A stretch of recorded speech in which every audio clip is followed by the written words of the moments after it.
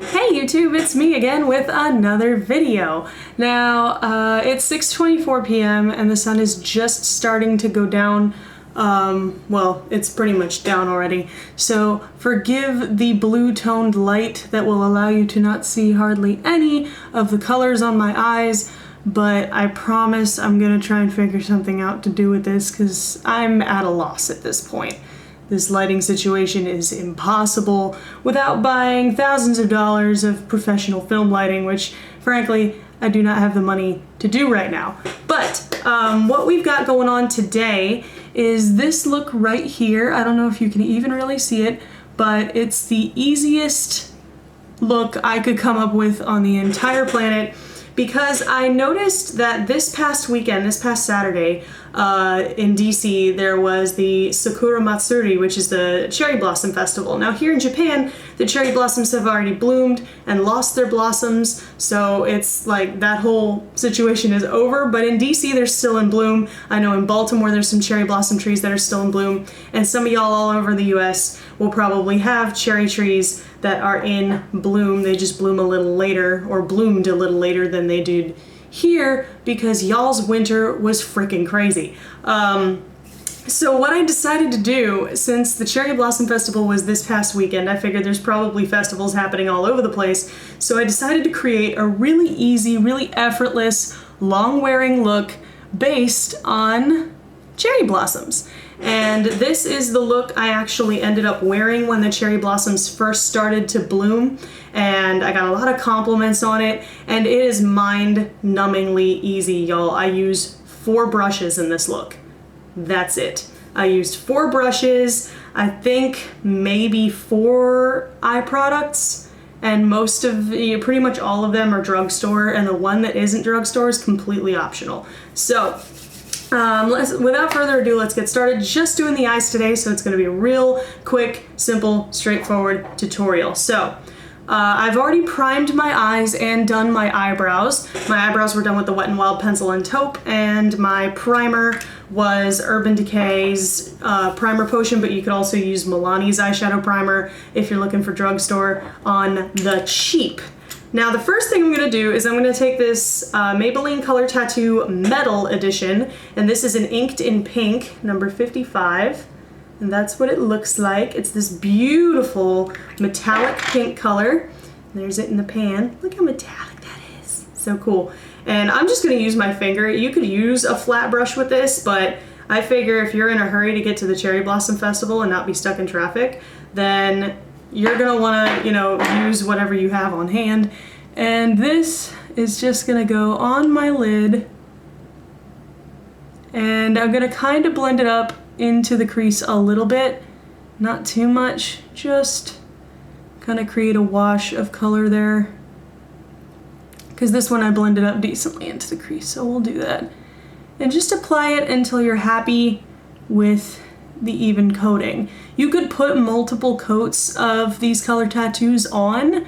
This time around I opted to do a little something different, but one option to create really opaque metallic pink on the lid is to do multiple coats of the color tattoo.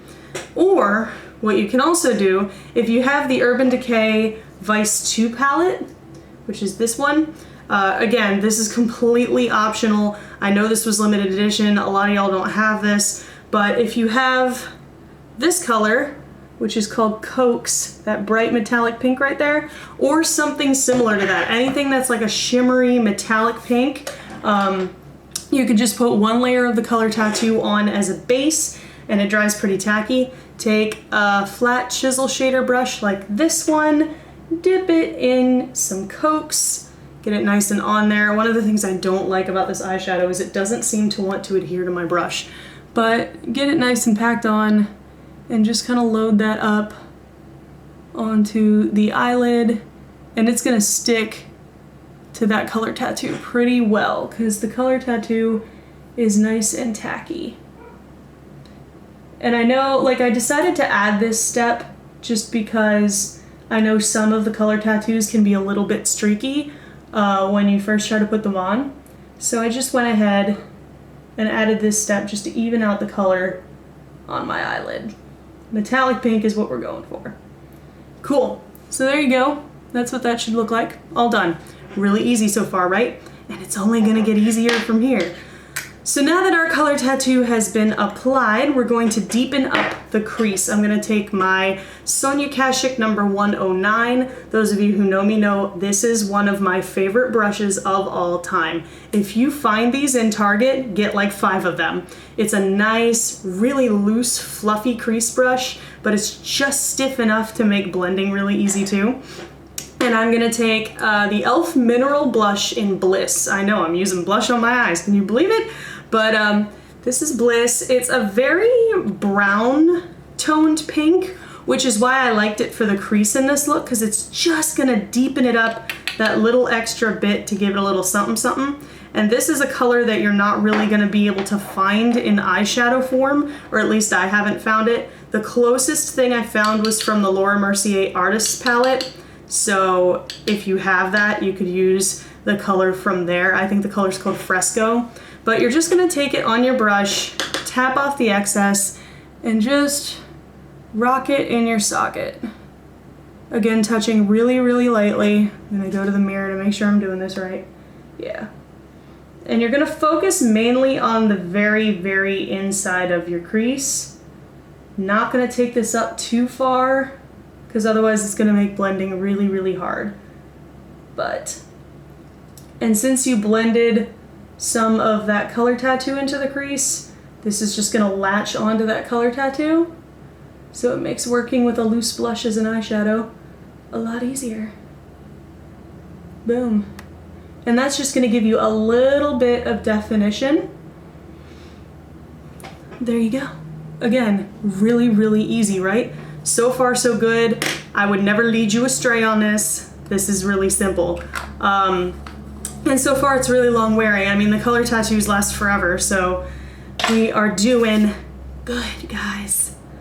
I kind of was inspired by the different color changes that the Sakura blossoms go through. So first they start out a bright, vibrant white with just a line of pink in the middle, and they slowly get darker and darker pink until eventually they fall off and the branches are bare. So we're starting with kind of the darkest, darkest pink that they reach before they turn brown and fall away. But up in the brow bone, they're gonna start out white, or at least a cream colored white, because I don't really like using like bright matte white in my brow bone. I'm pale, but I'm not that pale. If you are that pale in your ivory skin tone and you want to use white on your highlight, go for it. I would just use something that's just a smidge lighter than your skin tone. Today I'm using NYX's matte eyeshadow in I Have a Headache.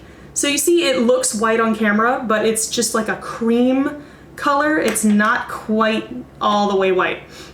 So we're gonna take that same chisel shader brush and you're gonna use the other side. That's why I love these two-sided brushes. It's like double duty. Tap off the excess, and then you're just gonna put it right above your brow bone, or right below your brow bone, and blend it downward into that crease shade. Get a little more product here. And this is just gonna bring a little bit more lift to your brow. And most of these steps, besides the lid and the crease, are completely optional. I know some people don't like to highlight their brow. I do, so I tend to never skip this step, no matter what I'm doing. I gotta have some kind of color on my brow bone. Now, if you do this and you notice that your brow bone highlight was just a little bit on the light side, and you notice there's kind of a sharp, harsh line there in the middle, what you can do, and again, this is optional, if you don't see this problem, don't worry about it. Skip this step. But I saw that the line was just looking a little bit too harsh, so I needed some kind of color that was between the darker pink on the bottom and the white on the top, just to kind of get a transitional color going. So I'm gonna take my Crown Brush Pro Blending Fluff. This is practically identical to the MAC 217, so only it's a lot cheaper. And I'm gonna use from the Vice 2 palette again, this color called X-Rated. It's that bright Barbie doll baby blue tone pink. And I'm just gonna get a little tiny, tiny bit of that, because that's a strong pink. So we're just gonna barely touch our brush to it. And I'm gonna go to the mirror for this as well. And you're just gonna take it and blend out that harsh edge. Because this color, when you use it with a light hand, it just becomes that perfect little transitional color between the crease and the brow bone that gives you that little edge you need to kind of blend this out. Blendy, blendy, blendy, blendy, blendy, blendy. Just keep blending, blending, blending until we're happy with our eye. Okay, cool. See the difference there? That's just softened just a little bit. And again, don't have to do that step if you don't want to. So, the last step in the main part of the eye look, once the cherry blossoms get all the way dark, eventually they do fall off and the bare branches are left behind. So to represent the bare branches, I have the e.l.f. Cream Eyeliner in Coffee. You could use just about any warm chocolate brown eyeliner. I decided to use Coffee this time around. I used Immortal Love, my favorite Kat Von D autograph pencil liner last time, and it worked beautifully. But I decided to try this out because I hadn't tried it yet. So that's what that looks like. Just a warm chocolatey brown eyeliner, and this is the final brush that you will need. This is the e.l.f. Small Smudge Brush. You can use an eyeliner brush too. This is just what I had on hand. And I'm gonna go to the mirror, and I'm just gonna do a line right next to my lash line. I'm not gonna wing this out. You could if you want to, and that's what I did the first time I did this look. You know, I simulated the tree branch with the wing, and you can do that if you like. I'm not gonna do it this time around just because I'm doing this kind of like, you're in a rush, you gotta go beat DC traffic. So I decided to just do a straight line right across the lash line, and then I'm gonna take whatever's left over and put it just on the outside of my lower lash line just to round out the look a little bit. So let's do that. I gotta say, these cream liners for me are really, really, really hit and miss. You know, sometimes I love them, sometimes I hate them. This one can get a little bit dry on me a lot, so at least from what I'm observing right through here. I'm trying to do this as quickly as I can. So it might end up being a little bit sloppy, but I don't know, it doesn't look that bad. Not too bad. But these cream liners do last a reasonably long time. They come in like 1,000,001 different colors, so you really have a lot to play with. And they're $3, guys. And with the right brush, you can make even the cheapest of eyeliners work for you. No problem at all.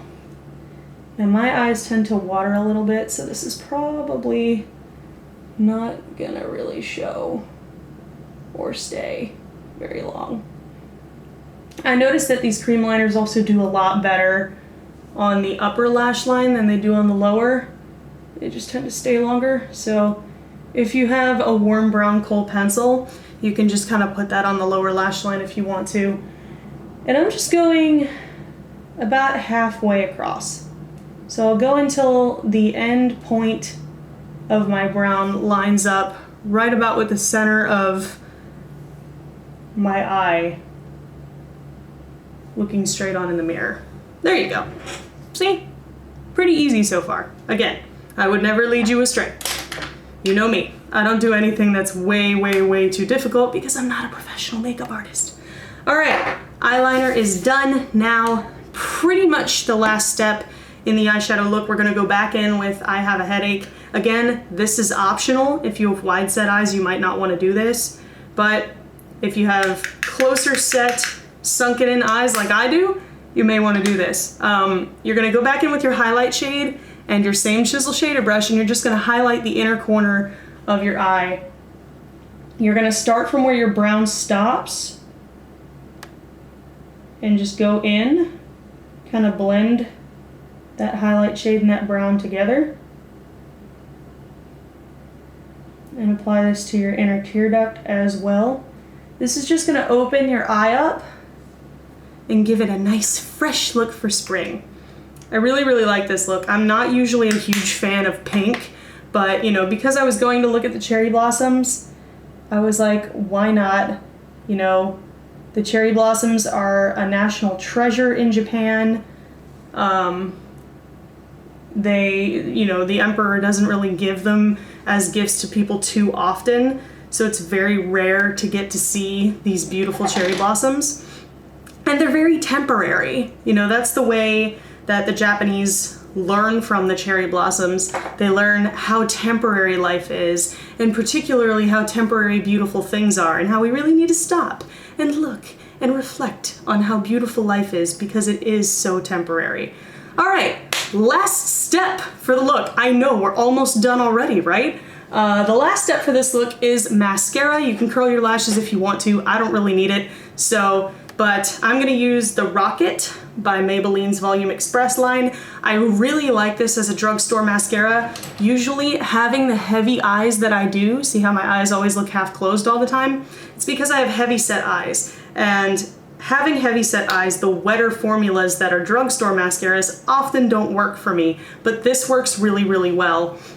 It's got a great little rubber tipped brush that's nice and big, so it gives you lots of volume. But use your favorite mascara, whatever you have on hand, and you're just gonna apply this to the upper lashes and the lower ones too if you want. See how I kind of blink into my mascara? I learned that doing theater. But you can use whatever method works for you. Apply some to your baby lashes if you would like. But yeah, this creates some really beautiful volume. But there you go. There's the final eye look. The kind of face that this would be really, really beautiful with is just a very simple, clean face look. You don't want to throw too much pink on your face, but a nice pale pink blush with a little bit of sparkle like Wet n Wild's Pearlescent Pink will give you just that little bit of highlight, and then contour very, very lightly if you're going to. You're going for a fresh look, you don't want to look sunken in.